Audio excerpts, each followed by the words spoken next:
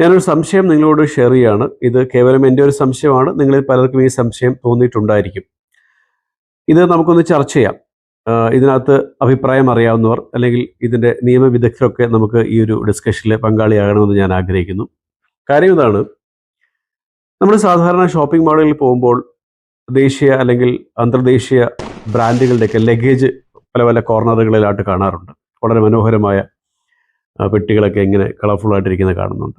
പക്ഷേ അവിടെ എപ്പോഴും 50% ഡിസ്കൗണ്ടിലാണ് ഈ ലഗേജ് വിൽക്കുന്നത്. സന്തോഷമുള്ള കാര്യമാണ്. ഒരു കൺസ്യൂമറെ സംബന്ധിച്ച് 50% ഡിസ്കൗണ്ടിൽ കിട്ടുന്ന സാധനങ്ങൾ നമ്മൾ വളരെ ആവശ്യത്തോടു കൂടി പോയി വാങ്ങാറുണ്ട്.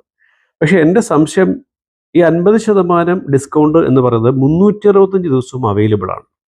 അങ്ങനെയുണ്ടോ? ചില സീസണലായിട്ടുള്ള സെയിലുകൾ, ഡിസ്കൗണ്ടുകളൊക്കെയാണ് സാധാരണ ഉണ്ടാവാറുള്ളത്. അതല്ലാതെ 365 ദിവസവും ഒരു പ്രോഡക്റ്റ് 50% ഡിസ്കൗണ്ടിൽ വിൽക്കുന്നു എന്ന് പറയുമ്പോൾ അതിൻ്റെ യഥാർത്ഥ വിലയല്ലേ നമ്മൾ ഈ കൊടുക്കുന്നത്? ഞാൻ എൻ്റെ ഒരു അനുഭവം കൂടെ പറയാം. ഏതാണ്ട് 10 വർഷങ്ങൾക്ക് മുൻപ് ഇതുപോലൊരു ഇൻ്റർനാഷണൽ ബ്രാൻഡിൻ്റെ ഒരു പെട്ടി ഞാൻ വാങ്ങിച്ചു. അത് ഈ ഓഫർ ആയപ്പോഴത്തേക്കും ഓടിപ്പോയി വാങ്ങിച്ചതാണ്.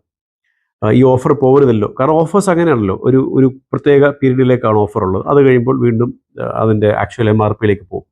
പക്ഷേ 10 വർഷമായിട്ടും ഈ 50% ഡിസ്കൗണ്ടിൽ ഈ ലഗേജുകൾ വിൽക്കുന്നു എന്ന് പറയുന്നത് സത്യത്തിൽ എന്നെയും നിങ്ങളെയും കബളിപ്പിക്കുന്നല്ലേ? ഇതാണ് നമുക്ക് ചർച്ച ചെയ്യേണ്ട വിഷയം. ഞാൻ ഈ കാര്യം ഗൂഗിൾ ജെമിനിയോട് ചോദിച്ചു. ജെമിനി എനിക്ക് കൃത്യമായൊരു ഉത്തരം തന്നില്ല. കൺസ്യൂമേഴ്സിന് 50% ഡിസ്കൗണ്ടിൽ സാധനങ്ങൾ കിട്ടുന്നതിൻ്റെ നന്മയും ഒക്കെയാണ് പറഞ്ഞത്. ഇതിൻ്റെ നിയമസാധുതയെ പറ്റിയൊന്നും ഗൂഗിൾ ജെമിനി എനിക്ക് പറഞ്ഞു തന്നില്ല. ഇതറിയാവുന്ന പ്രിയപ്പെട്ട സുഹൃത്തുക്കൾ അല്ലെങ്കിൽ നിയമവിദഗ്ധർ ഒക്കെ ഇതേപറ്റി അഭിപ്രായം പറഞ്ഞാൽ നമുക്ക് ഈ കാര്യത്തിലൊരു കൃത്യമായ ചർച്ച നടത്താമെന്ന് വിചാരിക്കുന്നു.